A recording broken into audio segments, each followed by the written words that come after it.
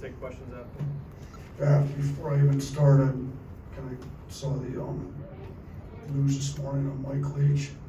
Just give our thoughts and prayers that Mississippi State and retired athletic department, Mike's family. It was always a fun interview to watch. I enjoy watching a lot of football, as you guys know, and he was one of the better ones to pay attention to with his quotes and thoughts. So sad to see him go. But as far as tonight's game, I mean, this is a better Memphis team than last year's team, in my opinion. I think Penny's done a really good job getting an older group in there.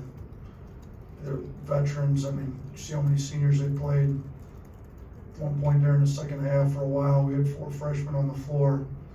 So, you know, we had various points we could have pulled away from. I thought we should have pulled away and just couldn't get the stops we needed to. So you got to give Memphis a ton of credit for hanging in there. They could have gone away. I think we were up 9 there, trying to push it to 10. Just could never put them away. So, you know, we didn't play great on offense for a large stretch of the game. Our defense was good, and our defense kind of fell apart in the second half. But no, I say this without it being in class right now. I thought our student section was great. The crowd got super loud. We needed stops. Sometimes we didn't get them for them, but I enjoyed the crowd's energy. You know, our defense, we gave up too many twos, but we did a decent job from 3. They didn't hit a 3 until that last 1.6 seconds to go. So did a decent job guarding the 3-point line. You know, our free throw shooting was not good. Obviously, I think we were 8 for 15, if I remember right, at one point, 8 for 14. I think we missed the first one in the second half. So then we ended up finishing 21 of our last 25, which, you know, I just kind of told the guys, like, when you're locked in, you're locked in. We got to get a little better locked in earlier, you know. But last year we had 2 big wins: Gonzaga, Houston, went to Memphis and lost, and really played super lethargic. This was not one of our better performances tonight, but still good to come out with a win. You know, you got to give the guys credit. They got some stops and scored it when we needed too late. So, you know, Brandon was good in the second half, struggled early in the first half with only 3 points, had 21 in the second half. I thought, you know, Clowney got the hard head again. So we've got different guys stepping up. You know, we need to get some other guys playing a little better, but it's nice to have the depth we have. You know, with Amari out with the surgery on his wrist, you know, I thought Jaden Bradley did a pretty good job defensively at times, and you know, we obviously didn't do a great job as a whole on Davis. He dropped 30 on us, so we got to, you know, figure out a little better than that. So, but we'll give the guys tomorrow off. Get back after Thursday, go Thursday, Friday, get ready to play Gonzaga Saturday. Another big game. We don't have too many bad games on our schedule. Charlie. Hey, Coach, you mentioned Amari. Do you have kind of the time frame for how long he'll be out? And another kind of housekeeping thing, didn't see Coach Hodgson on the bench. Do you have an update on him? Amari's time frame is 6 to 8 weeks, so it's similar to what Herb had, but we don't want to bring him back with a cast on his hand. He's not Herb, but he's going to pull out 17 rebounds and can kind of play him as a center on offense. He's a shooting guard, so shooting guards need to be able to catch, pass, dribble, shoot. So we're going to bring him back when he can play with a brace on his hand, not a cast. So that's why it'll be a little bit longer. But same injury that Herb had our first year here. And then Hodgson's out sick. We just didn't want him to get the rest of the team. It's just an illness. He'll be back with the team Saturday as long as he's feeling better. But we want to, he met with Dr. Bender. We just want to make sure the team didn't put any illness to the rest of the team. James. You talked about Davis, and obviously, having a big night. Just what made him so difficult to slow down, and with Amari out, kind of where do you guys turn to next? Is it just going to have to be relying on depth, especially when you're facing top end shooting guards? I don't have the answer to that right now. I think we're gonna have to wait and see. We thought Jaden had done a pretty good job. He struggled at times against Davis tonight. Ryland, I thought, did a decent job. He fouled him on the one. Darius got the one big stop late in the game. We put, a little bit more size on him. He kept shooting the pull-ups. we're gonna have to figure it out. The smaller guards are having problems because he's just kind of pulling up on them. Bigger guards are having issues because he's going by them. We don't have Herb Jones here this year, so we're gonna have to figure something out a little bit better. So I'll say this: Ryland asked for him repeatedly, so we let him have him, and he fouled him on the one. He's got to do a better job not fouling, but I thought he played him pretty hard. Darius was asking for him. We gave Darius a shot. He fouled him about 40 feet from the rim. So there's a want to from guys on the team. And Jade Bradley wanted him, but you can't foul him. I mean, it's like, you foul him, he goes to the free throw line, and miss. He's 8 for 8. It's like guaranteed 2 points. So we've got some guys that want to do it, and I think can do it. We just got to get them to get a little bit better and do it without fouling. Nick? Yeah, Brandon Miller, even whether it be last game or this game, even when he's not on, he still finds a way to make plays and be, I guess, locked in. What do you think is behind that for him? I think he wants to win. I think he's a kid that's really invested in Alabama basketball. Wants to make us as good a team as we can be. And when we need him to rebound, defend, get some deflections, he's been able to do that for us. So he passed the ball pretty well tonight too. I mean, he had five assists, only 2 turnovers, which we needed some guys to be able to get some assists without turning it over. We had 19 turnovers tonight, so thought he was pretty good with a lot of that stuff. And then I didn't think he forced the issue too much. In the first half, he kind of let the game come to him and ends up with 24 points after only having 3 in the first half. So I think he shows some patience, some willingness to involve his teammates like he needs to, and he ended up with a pretty good game here tonight. You've talked about Javon's leadership and what he's been able to do, but he's been struggling a little bit on the court. Just how do you kind of help him get through with that, and how important is he going to be moving forward? I thought he'd be a little bit better against the way they played, just because they opened the floor up so much and be able to get downhill. He wasn't able to practice all summer and fall. I mean, he just was able to practice a month or so ago. So he's got to get some reps in and get his confidence back. And we're going to keep working with him, helping him, try, maybe get some highlights of him playing really well from a couple of years ago. But, I mean, we need him to play better, obviously, especially now that Namar's out. Like, we need our guards playing better. There's more minutes for some guards. We put Jade Bradley in the starting lineup, so now it's not him and Jade both on the bench. He's in there, so now JQ's that first guard off the bench. I tried to get him.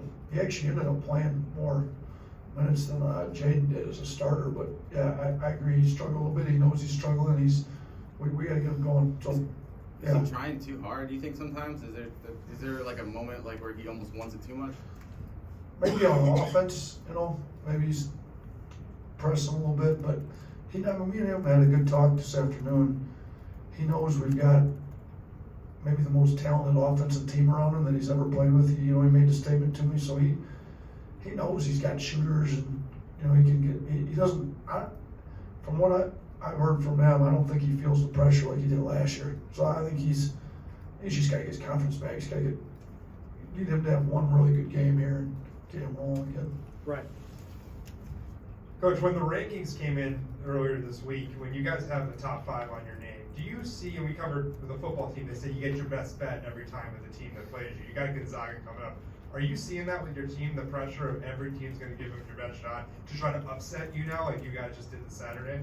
Yeah, I think that's definitely the case. I mean, there's a veteran, talented Memphis team. If they could have got this win tonight, it would have been a huge win. They'd have made it in the top 25. So we're going to get everybody's best shot. Gonzaga's been a Final Four team, #1 ranked team in the country. They're going to come in as underdogs in Birmingham, trying to upset us, which is a little bit different role than we went up there last year with the same mindset we were going to upset them. So guys are going to have to understand, like, we're going to get everybody's best shot. We're going to have to play better.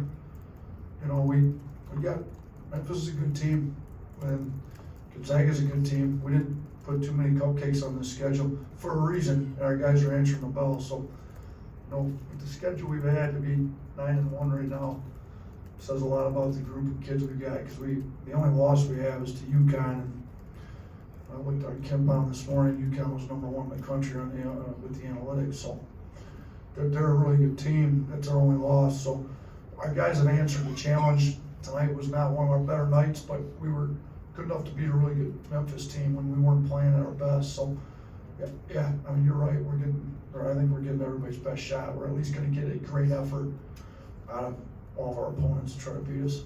Jamie.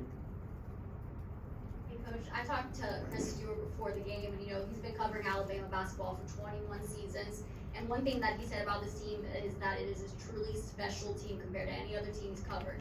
In your own opinion, week after week, how do you feel about this team, and what makes them, as their coach, so special in your opinion? I mean, I think they all are really truly for the team. Like even tonight, some guys didn't play well.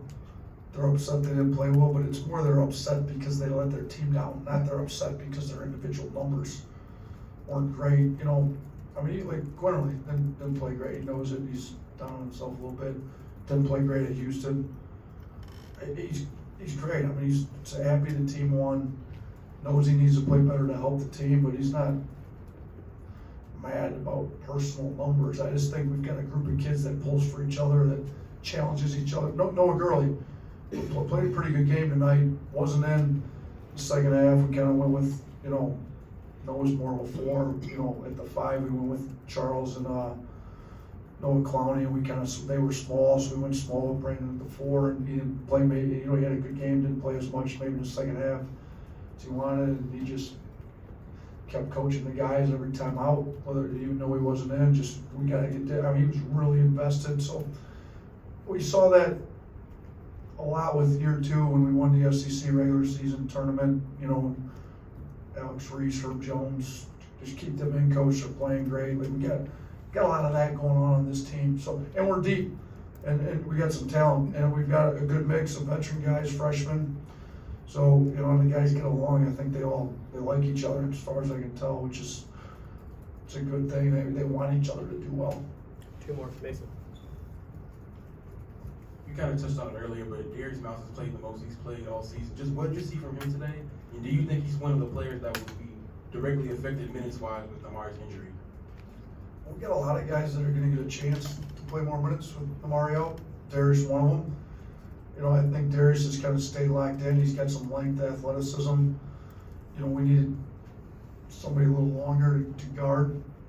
He was asking for him. I thought he played pretty well. He came in and hit the 1-3. He goes 1 and 2. He's 2 and 2 at the line. I thought, 5 rebounds in 13.5 minutes. He played hard, got some stops, and he's a veteran guy that's been in some big games and made some big plays for us in the past. So, hopefully, we can get him to practice well and get some confidence up that, we need everybody to take care of the ball. He's not the only one struggling with turnovers, but he's got some stuff that we can use, So he'd be one. Obviously, Jaden Bradley started. Quinterly, Rylan Griffin. I think there's a lot of guys that could take those 20 minutes or so that Amari was playing. Last one up front. Yeah, Coach, from day one, you guys have made a commitment to schedule as tough as you can. And so as you go through the middle of this stretch, what do you, first off, as a coach, learn most from these games, win or loss? And then what do you think that the players take away the most from these games in this stretch? I think every game you got to learn a little something, like North Carolina game, we got a little confidence that we can win some close games late, 4 overtimes, there's plenty of end-of-game situations. We still didn't do a great job inbounding the ball here today. We got to get better at it. You look at the UConn game, we learned we got to get a little tougher. We learned we got to not give up the runs we gave up. I think it's every game there's something new you can learn, and as long as you're getting better, whether you win or lose. The goal is to be playing your best basketball come February, March.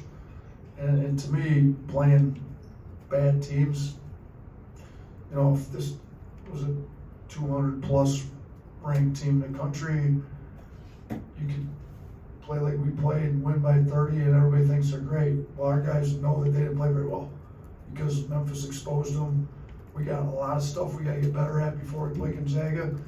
And I think they're all locked in to get better. So I think when you play tough teams, you learn your strengths and weaknesses a lot quicker, and you can start to fix your weaknesses a lot quicker. So, and now you gotta get some confidence too. I don't think it'd be smart to schedule all 13 non-conference games like, Memphis, Gonzaga, Houston. Like, you need to have some games where some guys can build some confidence, and we've got, a few of those on the schedule, but I don't think it's smart to schedule 10 or 11 of those. I think you gotta play some tough teams. And here's the thing too, like last year, we're not a 6 seed in the NCAA tournament if we don't beat Houston, Gonzaga, Baylor. Well, you can't beat them if you don't put them on the schedule. So like the wins this year, like we've got some really good wins. Well, if you're scheduling scared and just want to schedule a bunch of wins, you're not gonna put those games on the schedule. You can't win them if you don't play them. So we're gonna play them. We're working on next year's schedule. It's gonna be just as tough as this year's schedule. Thanks, Coach.